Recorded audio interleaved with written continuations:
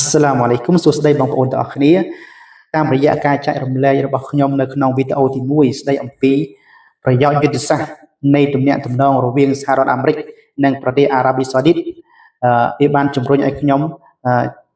ចង់សិក្សាស្វែងយល់ដើម្បីចែករំលែកបងប្អូនបន្ថែមទៀតអំពីគោលនយោបាយរបស់សហរដ្ឋអាមេរិកនៅតំបន់ជើងសមុទ្រអារ៉ាប់ហើយនៅក្នុងវីដេអូថ្ងៃនេះខ្ញុំចង់ចែករំលែកបងប្អូនអំពីគោលនយោបាយការបរទេសដ៏សំខាន់មួយរបស់សហរដ្ឋអាមេរិកនៅចុងទសវត្សរ៍ឆ្នាំ1960គោលនយោបាយនោះគេឲ្យឈ្មោះថាគោលនយោបាយសសរភ្លោះនៅសម័យកាលប្រធានាធិបតី Nixon ដូច្នេះតើវាជាអ្វីហើយហេតុអ្វីបានជាគោលនយោបាយនេះត្រូវបានបង្កើតឡើងប៉ុន្តែដើម្បីស្វែងយល់អំពីគោលនយោបាយនេះយើងត្រូវត្រឡប់ក្រោយបន្តិចគឺនៅមុនទសវត្សរ៍ឆ្នាំ1960នៅពេលនោះចក្រភពអង់គ្លេសគឺជាប្រទេសមហាអំណាចតែមួយគត់ដែលត្រួតត្រាទៅលើតំបន់ជើងសមុទ្រអារ៉ាប់ក្រោយពីដួលរលំទៅនៃចក្រភពអូតូម៉ង់ក្រោយសង្គ្រាមលោកលើកទី2ដូច្នេះទាំងសហរដ្ឋអាមេរិកក៏ដូចជាសម្ព័ន្ធមិត្តលោកខាងលិចគឺពឹងពាក់ទៅលើចក្រភពអង់គ្លេសជាខ្លាំងក្នុងការរក្សាប្រយោជន៍របស់ខ្លួនទាំងនយោបាយទាំងប្រយោជន៍សេដ្ឋកិច្ចនៅក្នុងតំបន់ហើយផលប្រយោជន៍ដ៏ធំបំផុតរបស់សហរដ្ឋអាមេរិកក៏ដូចជាសម្ព័ន្ធមិត្តលោកខាងលិចដោយបងប្អូនទាំងអស់គ្នាបានដឹងហើយនោះគឺប្រេងដូច្នេះពួកគេចង់បានឲ្យមានលំហូរប្រេងចេញពីតំបន់ជើងសមុទ្រអារ៉ាប់នេះដើម្បីទៅផ្គត់ផ្គង់របស់ប្រទេសរបស់ពួកគេជំរុញកំណើនសេដ្ឋកិច្ចរបស់ប្រទេសហើយម្យ៉ាងវិញទៀត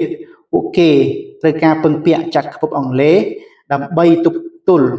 សហភាពសូវៀតដែលជាគូប្រជែងយ៉ាងសំខាន់នៅក្នុងសម័យសង្គ្រាមត្រជាក់កុំឲ្យមានឥទ្ធិពលមកលើតំបន់យុទ្ធសាស្ត្រនេះផងដែរលុះដល់ចុងទសវត្សរ៍ឆ្នាំ1960នៅពេលនោះរដ្ឋាភិបាលនៃចក្រភពអង់គ្លេសបានធ្វើឲ្យពិភពលោកមានការភ្ញាក់ផ្អើលជាខ្លាំងដោយពួកគេបានប្រកាសថានឹងដកកងកម្លាំងទាំងអស់ចេញពីភាគខាងកើតនៃប្រទេសស៊ូអេរួមទាំងតំបន់ជើងសមុទ្រអារ៉ាប់ផងដែរអ្វីបានជាចក្រភពអង់គ្លេសសម្រេចចិត្តធ្វើបែបនេះពិតណាស់វាមានកត្តាជាច្រើនហើយក្នុងចំណោមកត្តាទាំងនោះមានទាំងចំនួ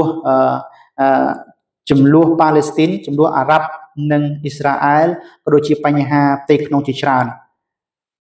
ដោយខ្ញុំមិនលម្អិតនៅក្នុងវីដេអូនេះទេការប្រកាសដកខ្លួនរបស់ចក្រភពអង់គ្លេសនៅចុងទសវត្សរ៍ឆ្នាំ1960រួមផ្សំនឹងសង្គ្រាមត្រជាក់សង្គ្រាមនៅវៀតណាមវាបានបង្កជាក្តីកង្វល់ដ៏ធំសម្រាប់រដ្ឋាភិបាលនៅទីក្រុង Washington កង្វល់ទាំងនោះគឺជាប់ពាក់ព័ន្ធទៅនឹងស្ថានភាពភូមិសាស្ត្រនយោបាយផលប្រយោជន៍សេដ្ឋកិច្ចនិងបរិបទសង្គមរបស់អាមេរិកនៅពេលនោះដូចខ្ញុំបានលើកឡើងខាងដើមសហរដ្ឋអាមេរិកនិងសម្ព័ន្ធមិត្តលោកខាងលិចគឺមានប្រយោជន៍ច្រើននៅក្នុងតំបន់ជាពិសេសគឺលំហូរប្រេងមកផ្គត់ផ្គង់ប្រទេសរបស់ពួកគេម្យ៉ាងវិញទៀតអាមេរិកដែលកំពុងជាប់ដៃនៅក្នុងសង្គ្រាមវៀតណាមគឺមិនចង់បញ្ជូនកងទ័ពរបស់ខ្លួនចូលទៅក្នុងតំបន់ជើងសមុទ្រដោយផ្ទាល់ទេដោយសារតែសម្ពាធសាធារណៈនៅក្នុងស្រុកការនេះវាធ្វើឲ្យសហរដ្ឋអាមេរិកមើលឃើញថាបើអត់ពីចក្រភពអង់គ្លេសទៅតំបន់ដ៏មានយុទ្ធសាស្ត្រនេះគឺតំបន់ជើងសមុទ្រអារ៉ាប់ដែលសម្បូរដោយប្រេងនេះនឹងមានចន្លោះប្រហោងអំណាចមួយដ៏ធំដែលជៀសមិនផុតនឹងធ្វើឲ្យប៉ះពាល់ដល់ប្រយោជន៍របស់ពួកគេជាមិនខានដូច្នេះវាបានបង្ខំឲ្យរដ្ឋាភិបាលរបស់សហរដ្ឋអាមេរិកនៅពេលនោះត្រូវតែគិតគូរឡើងវិញ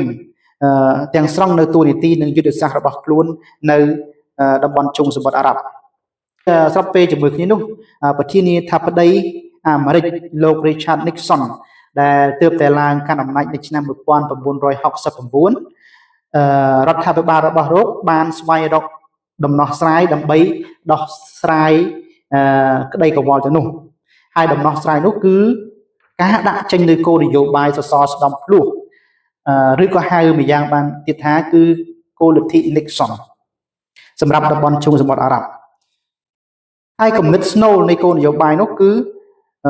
ជំនួសឲ្យការបញ្ជូនទ័ពអាមេរិកដោយផ្ទាល់ចូលទៅអន្តរាគមន៍នៅក្នុងតំបន់ជើងអារ៉ាប់តំបន់ជើងសមុទ្រអារ៉ាប់រដ្ឋាភិបាលក្រុង Washington នឹងពឹងផ្អែកលើប្រទេសមហាអំណាចតំបន់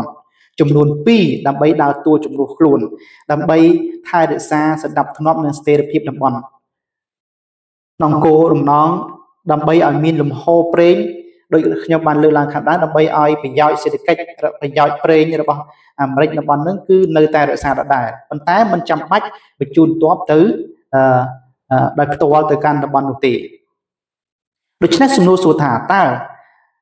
ប្រទេសទាំងពីរនោះជាប្រទេសណា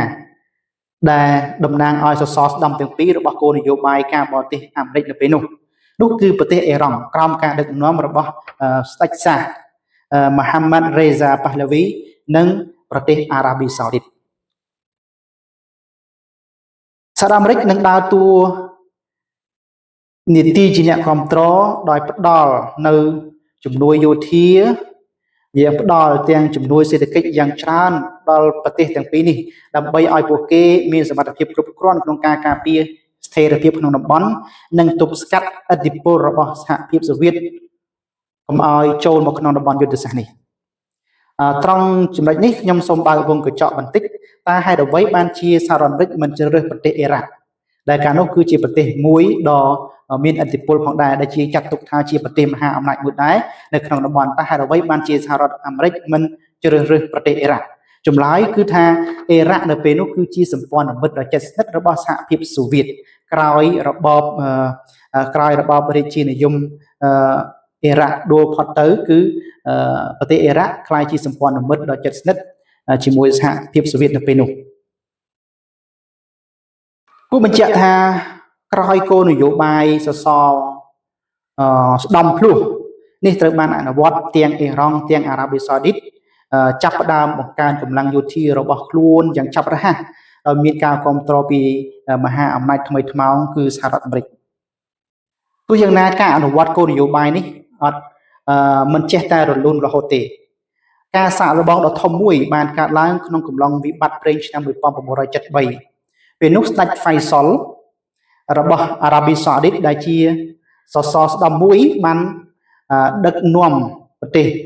បានដឹកនាំរដ្ឋជូសមុទ្រអារ៉ាប់នឹងដាក់ទណ្ឌកម្មទៅលើសហរដ្ឋអាមេរិកដើម្បីឆ្លើយតបទៅនឹងការគ្រប់គ្រងរបស់អាមេរិកចំពោះអ៊ីស្រាអែលក្នុងសង្គ្រាមអារ៉ាប់អ៊ីស្រាអែលបន្ទាប់ពីវិបត្តិប្រេងនេះមានព្រឹត្តិការណ៍មួយធំទៀតគឺឃាតកម្មលើស្ដេចហ្វៃសុលតែម្ដងគឺនៅឆ្នាំ1975វិបត្តិធំទាំងពីរនេះបើទោះបីជាវាបានធ្វើឲ្យទំនាក់ទំនងរវាងអាមេរិកនិងអារ៉ាប៊ីសាអូឌីតល្អក់កកក៏ដោយក៏ប៉ុន្តែវាមិនបានធ្វើឲ្យដួលរលំទាំងស្រុងនៅគោលនយោបាយសសរស្តម្ភភ្លោះទាំងពីរនេះទេលុះដល់ឆ្នាំ1979ទើបជាព្រឹត្តិការណ៍របត់មួយដ៏ធំដែលនាំឲ្យមានការដួលរលំគោលនយោបាយអាមេរិកមួយនេះព្រឹត្តិការណ៍ឆ្នាំ1979នេះខ្ញុំចង់សំដៅទៅដល់ព្រឹត្តិការណ៍គឺបដិវត្តន៍អ៊ីស្លាមអ៊ីរ៉ង់ឆ្នាំ1979ដែលបានផ្ដួលរំលំព្រះចៅឆាសដូច្នេះអ៊ីរ៉ង់ដែលធ្លាប់តែជាសសរស្តម្ភដែលធ្លាប់តែជាសម្ព័ន្ធមិត្តដ៏ជិតស្និទ្ធរបស់សហរដ្ឋអាមេរិកបានคล้ายទៅជាសត្រូវដ៏ធំរបស់សហរដ្ឋអាមេរិកវិញក្រោយពីបដិវត្តន៍ឆ្នាំ1000បដិវត្តន៍អ៊ីស្លាមឆ្នាំ1979នោះនេះមានន័យថាសសរស្តម្ភមួយក្នុងចំណោមសសរស្តម្ភទាំងពីរដែលអនុវត្តគោលនយោបាយអាមេរិកនៅពេលនោះដែលមានអ៊ីរ៉ង់និងអារ៉ាប៊ីសាអូឌីតនៅពេលនោះគឺសសរស្តម្ភអ៊ីរ៉ង់គឺបានរដួលរលំហើយការដួលរលំរបបរាជានិយមអ៊ីរ៉ង់នេះបានគឺជាការដល់ទីបញ្ចប់នៃការអនុវត្តគោលនយោបាយសសរស្តម្ភនេះតែម្ដង